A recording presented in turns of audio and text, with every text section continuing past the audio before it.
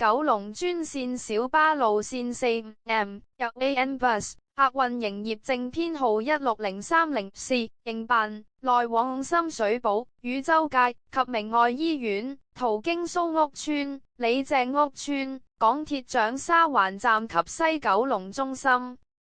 小巴布牌印有上明愛醫院，凸顯此路線深入醫院內通道，而其他小巴路線指塔永康街、懷明樓。歷史1998年3月28日，運輸署公開招標15組共19條專線小巴路線，此路線為其中之一。1998年4M 漸投入服務，由鄭記小巴的士客運營業證編號9307C 營辦，當時來往明愛醫院及長沙灣、永隆街。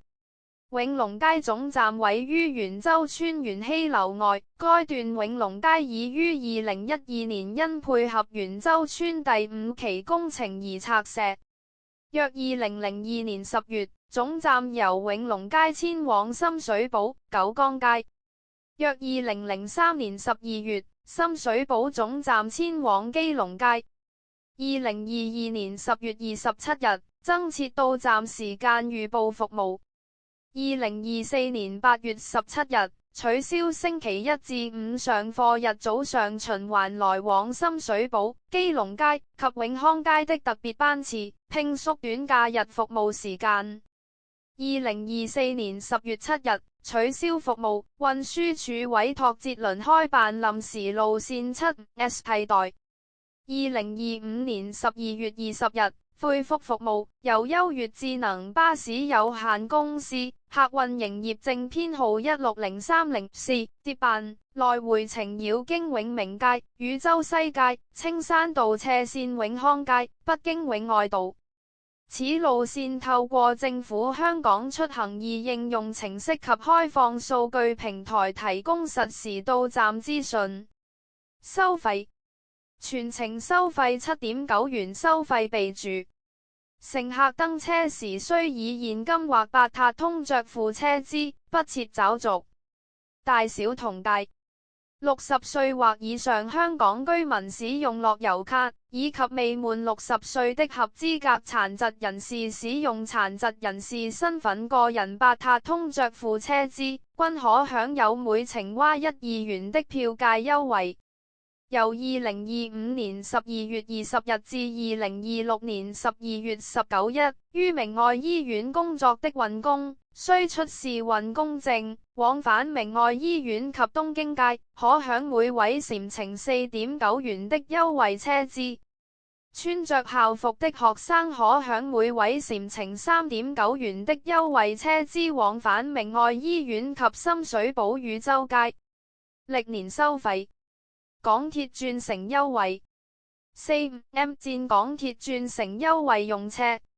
根據運輸署服務羊程表，此路線共需使用4輛小巴提供服務，最繁忙1小時每方向合共載客量不少於112人。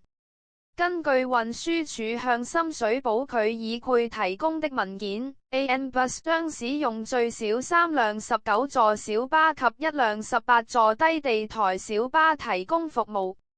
優越智能巴士時期，現時 AN Bus 旗下九龍 4M 線使用4輛小巴行走，包括1輛18座位小巴及3輛19座位小巴。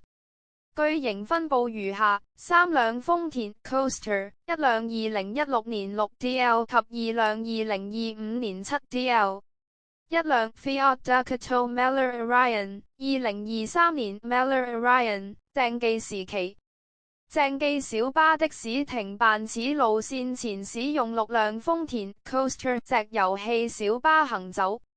使用狀況。運輸署於2014年12月向深水埗區議會透露，此路線日均載客量約為2400人。